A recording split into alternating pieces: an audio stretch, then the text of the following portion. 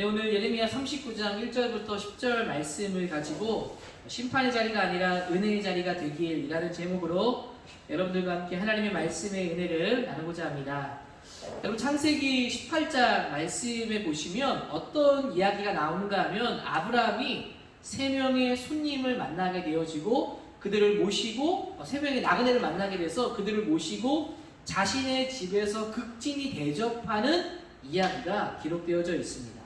이 이야기를 그냥 보면 아브라함이 참 선한 마음으로 나그네를 섬기는 이야기구나 라고 생각할 정도로 보입니다. 그런데 이 18장의 이야기가 이 성경의 어느 흐름, 어느 맥락 속에 있는지를 보면 도움이 됩니다. 먼저 앞서서는 손님을 만나기 전에 아브라함이 할례를 받는 이야기가 나옵니다.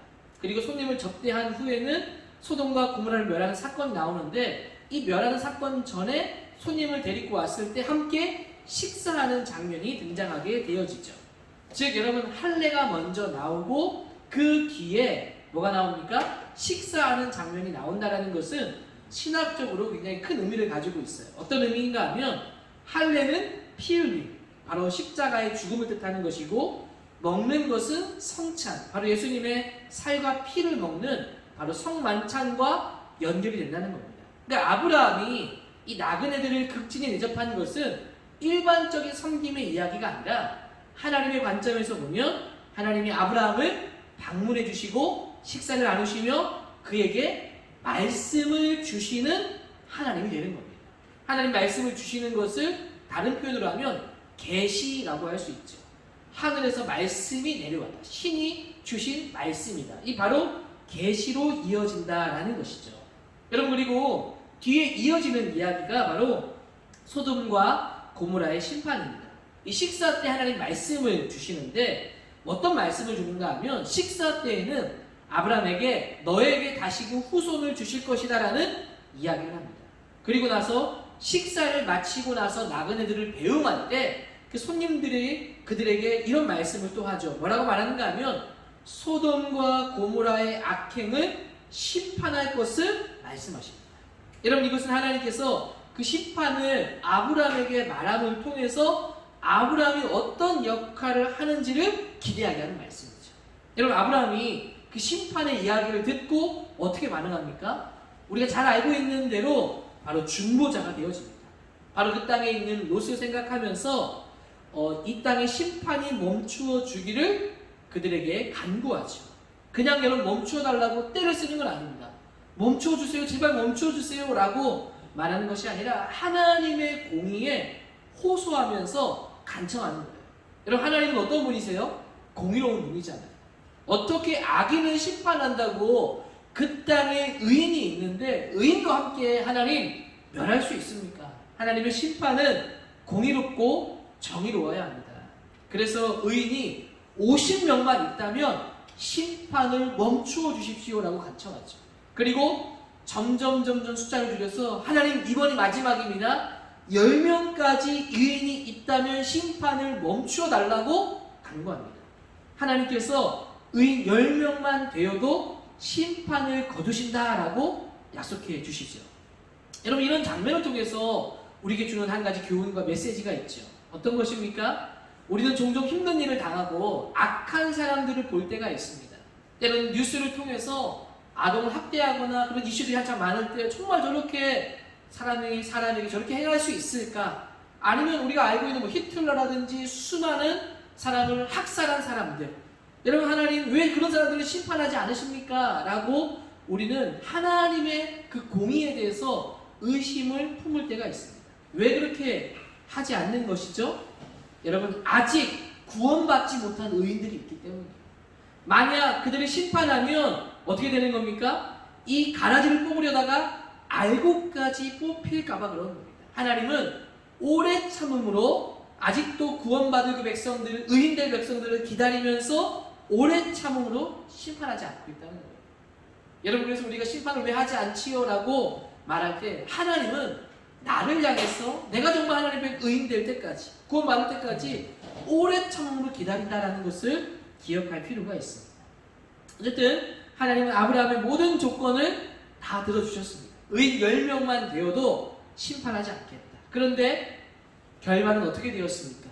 소돔과 고모라에 여러분 의인 10명이 되지 않아서 하나님의 심판을 받게 됩니다.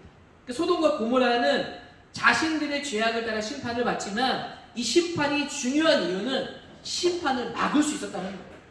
의인 10명만 되어도 심판을 막을 수 있었는데 의인 10명이 없어서 심판을 막을 수 없었다라는 겁니다. 여러분 이것을 보면서 정말 중요한 게 무엇인지 우리 깨닫게 되는데 하나님께 붙들린 사람이 있다면 여러분 심판의 자리가 은혜의 자리가 될 수 있다는 사실을 우리에게 보여줍니다. 우리가 살아가는 세상도 여러분 타락된 세상이라고 할 수 있죠. 세상 속에서 여러분 심판이 임할 수밖에 없는 이 세상에 그럼에도 불구하고 의인들이 있다면 은혜로 바뀌는 자리가 된다는 겁니다. 이 말을 좀 더 넓게 이야기하면 여러분들이 있는 곳, 내가 속한 곳, 그곳에 내가 하나님께 붙들려 있게 되면 그곳은 하나님의 심판과 여러 가지 어려움이 있는 곳이 아니라 은혜와 사랑과 긍휼이 넘치는 곳이 될 수 있다는 거예요. 여러분 가정에서 한번 생각해 보십시오. 형제와 자매, 부모와 자녀와의 관계 속에서 여러분 서로 다툼과 시기와 불평과 질투만 있다면 어떻게 되겠어요? 서로 신뢰하지 못하는 관계라고 한다면 어떻겠어요? 심판 가운데 있는 거죠. 그런데 그와 반대로 희생과 사랑과 섬김이 있다면 어떻게 되겠습니까? 하나님의 나라가 임하는 거죠. 은혜의 자리로 바뀌어지는 겁니다.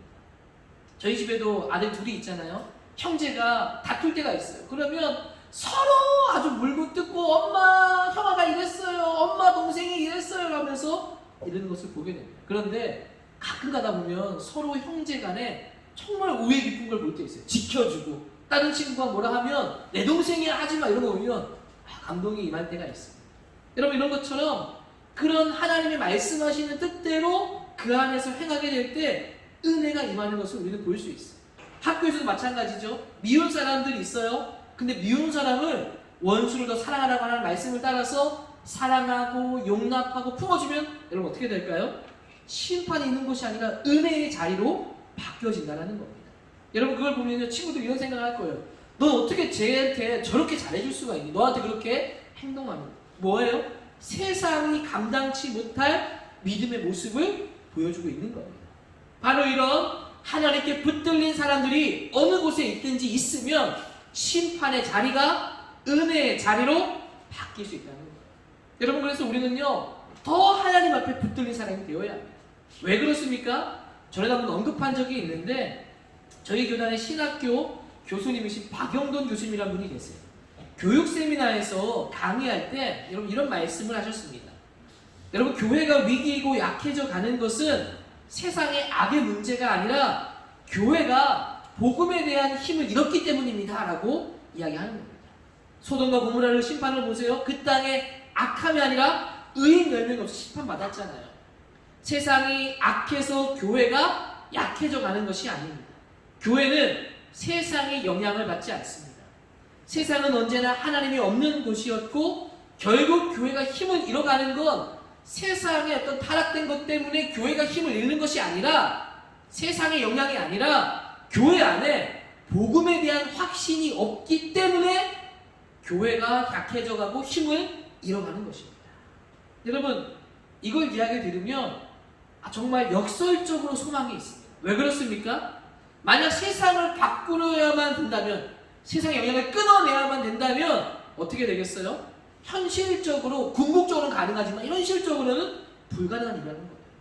결국 그런데 어떻게 희망이 있는 겁니까? 세상과 관계없이 우리가 그리스도 앞에 복음을 확신하고 붙들려 있으면 생명 안에 있으면 어떻게 되는 겁니까? 회복될 수 있다는 거예요. 그러니까 여러분의 자리에서 내가 세상에 타락한 세상 속에 살지만 하나님 앞에 붙들려 있으면 복음으로 충만해지면 이런 절망스러운 시대에도 소망을 노래할 수 있다는 거예요. 그리고 실제로 그 복음이 충만하고 확신을 가지면 그 영향은 세상 속으로 흘러가게 되는 거예요. 그러면 내가 복음으로 충만하면 마찬가지로 심판의 자리가 심판이 거두어지고 은혜의 자리로 바뀌어지게 된다는 거예요. 여러분 우리가 복음으로 세워져야 할 이유가 여기에 있습니다. 오늘 말씀도 예레미야 39장 1절부터 10절도 어떤 내용을 담고 있는가 하면 심판을 담고 있어요. 심판의 결과가 나와져 있는 겁니다. 만약 예레미야가 여러분 이 시드기야 왕을 설득하고 하나님의 뜻의 길로 인도하는데 그 얘기를 듣지 않게 되죠. 이런 생각을 해보는 겁니다. 이 심판의 자리에 만약 예레미야와 같은 의인들이 더 있었다면 어떻게 되었을까? 예레미야와 같은 사람들이 더 있었다고 한다면 아마도 바뀌어지지 않았을까? 심판의 자리가 은혜의 자리로 바뀌는 은혜가 있지 않았을까? 그런데 여러분 그렇지 못했습니다. 시드기야 왕은 하나님을 향해 돌이킬 수 있도록 할 수 있는 사람들이 거의 없었어요. 그 주변에 신실한 사람들이 많지 않았기 때문에 결국 주전 586년 바벨론에 의해 남유다는 공식적으로 완전히 멸망당하게 됩니다. 그것이 오늘 말씀의 결과이죠. 사실 이 39장 말씀 이전에 이 멸망의 과정이 담겨져 있습니다. 오늘은 그 결과를 다루고 있는데 여러분 그 과정을 보면 사실 이 시드기야 왕이 돌이킬 수 있는 기회가 있었어요. 시드기야 왕은 예레미야를 사람들이 보지 못하게 은밀하게 불렀습니다. 그럼 불렀던 이유는 뭐겠어요? 불안한 마음이죠. 그리고 예레미야를 통해서 한 줄기의 희망을 잡고 싶어하는 그의 모습을 볼 수 있습니다. 그리고 여러분 바벨론에 의해서 포위된 상태인데 예레미야에게 어떻게 하면 좋을지, 하나님께서 어떻게 하면 좋을지를 물었고 해결의 방안을 예레미야에게 물었습니다. 예레미야는 하나님의 뜻을 확실하고도 정확하게 그에게 전달합니다. 사실 예레미야가 끊임없이 해왔던 이야기입니다. 왕께서 바벨론의 왕에게 항복하면 됩니다. 하나님의 심판은 이미 결정되었기 때문에 정말 살고자 한다면 왕과 가족들이 죽지 않고 살아남으려고 한다면 예루살렘 성이 불타지 않기를 원한다면 이 바벨론 왕에게 항복하는 방법밖에 없습니다. 그럼 예레미야 38장 17절 설교 노트를 보시면 내가 만일 바벨론의 왕의 고관들에게 항복하면 내 생명이 살겠고 이 성이 불사름을 당하지 아니하겠고 너와 내 가족이 살려니라. 여러분 시드기야는 이 예레미야의 말을 이해했어야 합니다. 그가 나중에 당한 그 처참한 꼴을 생각한다면 이 말이 얼마나 한 줄기 희망의 소망의 메시지인 줄 알았을 겁니다. 그런데 이 시드기야는 그러지를 못했어요. 그 미래에 일어날 일을 예언해 주었음에도 불구하고 그는 깨닫지 못했습니다. 왜 여러분 깨닫지 못했을까요? 고려해야 할 것이 너무나 많았던 거죠. 그런 옆에 그의 옆에 예레미야와 같은 충원할 사람도 없었다라는 겁니다. 오히려 여러분 어땠습니까? 주변에 절대로 바벨론에게 항복해서 안 된다라고 말하는 사람들이 많았을 겁니다. 그리고 항복하게 되면 바벨론 왕이 절대 당신 가만두지 않을 겁니다. 당신을 죽일 것이고 당신의 자녀들도 어차피 죽일 겁니다. 절대로 항복해서는 안 됩니다. 그리고 항복하게 되면 신하들의 비난도 일어나게 될 것이고 백성들도 다시는 비난할 겁니다. 여러분 이 시드기야는 아마도 많은 고민이 있었을 거예요. 예레미야를 불렀던 것처럼 몰래 불렀던 것처럼 어떠한 고민들이 많았지만 사실은 들어도 어떠한 결단도 어떠한 결정도 하지 못한 겁니다. 사실 여러분 왕에게 있어서 제일 중요한 건 결정이고 책임을 지는 겁니다. 그 결정을 하고 그 일에 대한 책임을 지는 일인데 그 일들을 하지 않는 겁니다. 미룬 거지. 어쩌면 이런 마음이었을지 모릅니다. 에라 모르겠다. 어떻게든 되겠지 하고 미루고만 있다가 1년 6개월 만에 포위 만에 예루살렘 성은 무너지고 말아버립니다. 오늘 말씀 2절에 보시니까 시드기야의 제11년 넷째 달 9째 날에 성이 함락됩니다. 예루살렘이 함락됩니다. 여러분 여기에서 이 시드기야의 모습을 통해서 정말 우리가 배워야 될 교훈이 있다면 가장 어리석은 게 뭡니까? 아무것도 하지 않는 겁니다. 어려움이 있고 문제가 있고 결정해야 될 일이 있는데 아무것도 하지 않고 미루는 게 가장 어리석은 일입니다. 여러분 문제가 있을 때 회피하지 마십시오. 반드시 직면해야 될 것은 직면하고 넘어가야 합니다. 우리 지난 수요일 때 들었던 말씀처럼 가장 쉬운 선택은 어떻습니까? 후회를 남깁니다. 그때 그렇게 할 걸, 그때 그렇게 하지 말 걸, 그때 그런 결정을 내가 할 걸 하는 거예요. 어려운 선택을 해야 과정은 힘들지만 결과가 후회가 없는 겁니다. 사실 그리고 어려운 선택의 과정이 아름답다는 것을 여러분 기억해야 합니다. 결국 아무것도 하지 않은 채 어떠한 결정도 하지 않은 채 미룬 시드기야는 성벽이 뚫리자 깜짝 놀라서 주력난을 칩니다. 성벽이 뚫리자 자신의 취대를 이끌고 내가 모르겠다 하고 가족도 내팽개치고 혼자 성문을 빠져나와서 아라바 쪽으로 도망갑니다. 그런데 그 도망은 얼마 가지 못해서 바벨을 날렵한 군사들로 인해서 산채로 사로잡혀버리고 말게 되죠. 그리고 그대로 잡혀서 바벨론 왕 앞에 오게 됩니다. 그럼 바벨론 왕이 시드기야를 보자마자 어땠을까요? 화가 잔뜩 나 있던 거예요. 왜 그런가 하면 이 시드기야는 이 바벨론 왕이 세워놓은 허수아비 왕에 불과했거든요. 그런데 이 허수아비 왕이라고 생각했던 이 시드기야가 자신에게 반란을 일으킬 뿐만 아니라 1년 6개월 동안에 성문을 닫고 저항하자 분이 가득 차게 된 겁니다. 가만 안 두겠다라는 마음을 가지고 있던 거죠. 그리고 어떻게 됩니까? 도망가다 잡혀온 겁니다. 결국 예레미야가 예언한 대로 어떻게 됩니까? 시드기야가 보는 앞에서 자신의 자식들을 죽입니다. 그리고 유다의 귀족들을 이 왕이 보는 앞에서 다 죽여버립니다. 그리고 시드기야 왕의 두 눈을 뽑아버립니다. 그리고 제사들이 결박되어서 바벨론에 끌려가게 되는 거죠. 오늘 말씀 6절 7절을 보십시오. 바벨론의 왕이 림나에서 시드기야의 눈앞에서 그의 아들들을 죽였고 왕이 또 유다의 모든 귀족들을 죽였고 왕이 또 시드기야의 눈을 빼버렸고 바벨론으로 옮기려고 사슬로 결박하였더라. 여러분, 이게 바로 지금 시드기야의 결말의 모습입니다. 이게 바로 지금 심판을 당하고 있는 모습을 보여주고 있습니다. 그동안에 예레미야의 말에 귀를 기울이지 않은 결과이죠. 여러분, 그 결과는 어떻습니까? 비참한 결말이었어요. 이런 모든 상황을 지켜보면서 여러분, 이 시드기야 마음속에 머릿속에 어떤 말이 떠올랐을까? 예레미야 말 떠오르지 않았을까요? 그때 그 말을 들을 걸 후회하지 않았을까요? 쉬운 선택을 하니까 얼마나 후회가 남았겠습니까? 그런데 이제 그 기회는 이미 지나가고 난 이후입니다.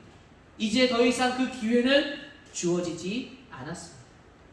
여러분, 이 말씀을 보면서 말씀을 묵상하면서 만약 여러분 이 시드기야 왕 옆에 정말 이 소돔과 고모라가 멸망당했던 것처럼 심판을 볼 때 의인 10명이 있을 때 멸망하지 않을 것처럼 예레미야뿐만 아니라 또 다른 예레미야 같은 하나님의 사람들이 있었다면 그 가까이 신하의 충신들 중에 예레미야 같은 사람들이 있었다면 어떻게 되었을까 하는 생각을 해봅니다.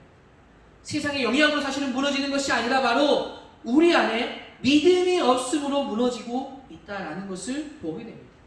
여러분, 믿음의 사람들이 더 있었다면 무너지지 않았을 것이다 라는 겁니다. 여러분, 이 심판을 보면서 바벨론으로 무너지는 것이 아니라 결국은 뭐 때문에 무너지는 겁니까? 우리 안에 믿음 없음으로 무너지게 된다는 거예요.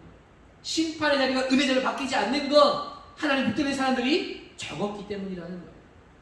여러분, 하나님이 일하시는 방식을 우리는 기억할 필요가 있습니다. 하나님은 전능하신 분이기 때문에 홀로 모든 역사를 이끌어 가실 수 있는 분입니다. 그런데 그렇게 하지 않으시고 어떻게 일하십니까? 사람을 통해서 일하신다는 거예요. 절망스러운 상황에도 어떻게 노래할 수 있는가, 소망을 노래할 수 있는가? 하나님의 은혜로 상접한 사람들을 통해서 소망을 노래할 수 있다는 거죠. 사람을 통해서 하나님의 일들을 바꿔가신다는 거죠. 사람을 통해서 이렇게 심판이 임하는 자리에 은혜의 자리로 바꿔주신다라는 겁니다. 여러분, 하나님의 은혜에 붙드는 사람들이 어떤 사람들이겠어요? 그냥 쉬운 말로 하나님의 말씀에 귀를 기울이는 거예요. 예레미야가 했던 그 말에 귀를 기울이고 그 말에 반응하고 선택하고 순종하는 거예요. 더 쉽게 말하면 어려운 선택을 때로 하나님 주시면 하는 겁니다.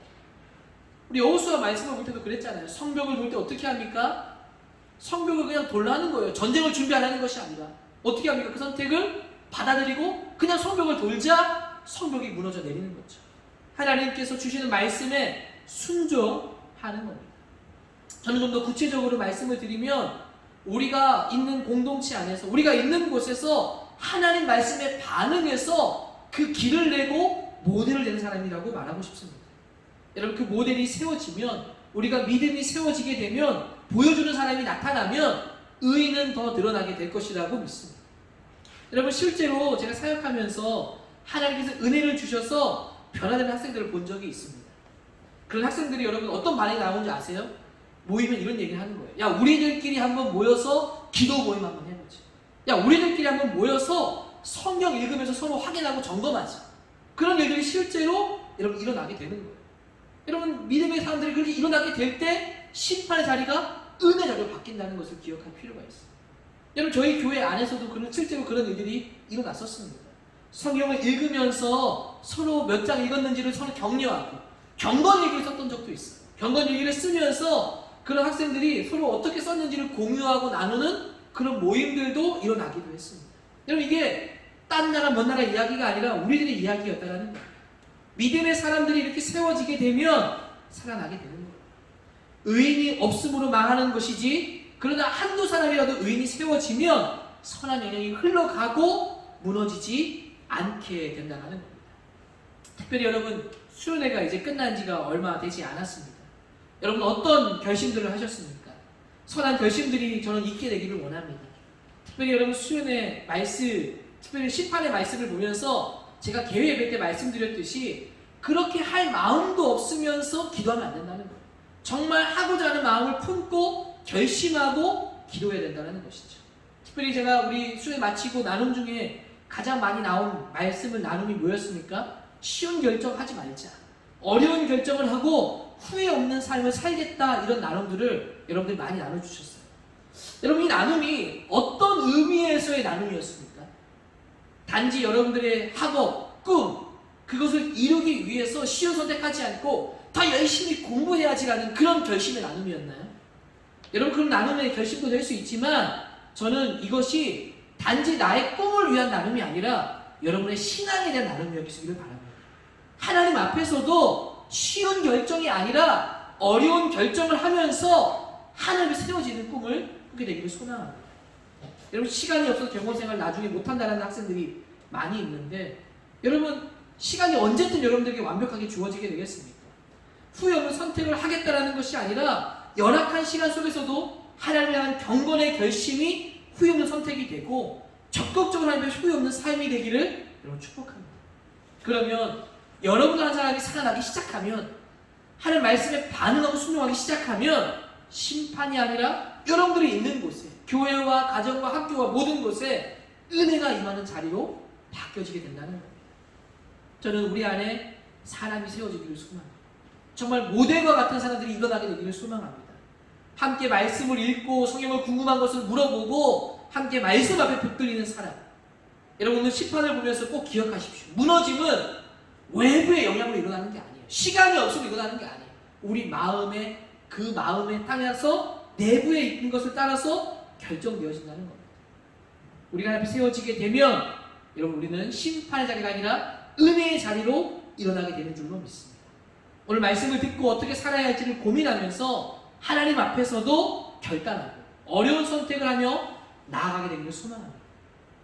특별히 마지막으로 제가 이 이야기를 하고 마치고 싶은데, 제가 휴가 때 여러분 아는 지인을 만나서 잠깐 이야기를 나누게 되었어요. 학원을 강사하시는 분인데 정말 최선을 다해 살아갑니다. 정말 열심히 다해서 자기의 길을 준비하고 있어요. 수많은 공부들을 하고 다른 자격증을 따고 뭐 없는 시간 쪼개서 이것저것 많이 하길래 참 대단하다 이런 생각이 들어서 그런 이야기를 나눴습니다. 그러면서 그분이 저한테도 질문하는 겁니다. 여러 이야기를 하다가 저에게도 질문했어요. 목사님은 앞으로 목회의 길을 되게 잘 준비하고 계세요? 뭐 준비할 것들은 잘 하고 계세요? 라고 물어보는 거예요. 그래서 제가 그랬어요. 제가 하고 싶은 것 참 많은데, 준비하고 싶은 게 많은데, 준비해야 될 게 많은데 참 시간이 부족해요. 시간이 부족해서 참 하루가 더 있었으면 좋겠습니다, 이런 뜻으로 말했습니다. 그랬더니 저한테 이렇게 말하는 겁니다. 목사님 그 말 취소하세요. 말이 씨가 됩니다. 죄송하지만 제가 목사님보다요 더 바쁠 수 있어요. 시간이 남아서 제가 이렇게 준비하는 게 아니라 목표와 의지를 가지고 준비하고 있는 겁니다. 그래서 뒤에 이렇게 말하더라고요. 시간은 누구에게나 동일합니다. 어떻게 쓰는지가 다 다를 뿐입니다. 그럼 제가 정신이 번쩍 들었습니다. 저는 여러분들에게 동일하게 말씀드리고 싶어요. 고3 되면 참 바쁘다, 힘들다, 시간이 없다 라고 얘기하는데, 여러분 미안하지만 어쩌면 고3들보다도 제가 더 바쁠 수 있어요. 오히려 저보다도요, 교사 선생님들은 더 바쁠 수 있습니다. 여러분 실제로 그래요. 어른이 되어 보면 책임질 일들이 굉장히 많아집니다. 고민할 것이 굉장히 많아지고 해야 할 일들이 부지기수예요. 여러분들은 공부, 또 다른 여러 가지가 있겠지만 공부가 가장 크잖아요. 그 큰 덩어리들이 삶에 굉장히 많이 일어나게 됩니다. 시간이 남아서 섬기는 것이 아니에요. 시간이 남아서 어려운 선택을 하면 여러분들 섬기는 것이 아니라는 겁니다. 그럼에도 불구하고 어려운 선택을 하고 하나님 섬기는 겁니다. 여러분 주어진 시간은 누구에게나 다 동일합니다. 그런 중에도 어떤 선택을 하느냐. 여러분 실제로 수많은 그리스도인들 중에 여러분 10대에 청소년들 중에 고등학생들 중에 또 고3들 고2 고1들 중에서도 하나님을 열심히 섬기면서 목표 의식을 가지고 하나님 앞에서도 최선을 다하는 사람들이 있다는 거예요. 여러분 물론 그 와중에 재능과 은사가 뛰어나서 신앙생활도 하면서 학업도 떨어지지 않고 잘하는 사람들이 있을 수 있습니다. 그런데 여러분 이걸 기억하셔야 돼요. 시간은 다 누구에게나 동일하게 주어졌다는 겁니다. 그 시간을 어떻게 쓰느냐에 따라 달라진다는 것을 기억해야 됩니다. 재능과 은사들이 다 있을지 모르지만 그 시간을 어떻게 쓰느냐는 반드시 그 모든 일의 판가름을 줍니다. 왜 그렇습니까? 성경은 뿌린 대로 거둔다라고 말해주기 때문이에요. 그렇기 때문에 핑계대지 않고 재능과 은사 핑계대지 않고 주어진 시간에도 내 일에 열심히 하나를 뿌리면 반드시 거두게 되는 겁니다. 여러분의 삶의 자리에서 선한 결단으로 의의로 세워지는 모델이 되기를 주의 이름으로 축복합니다.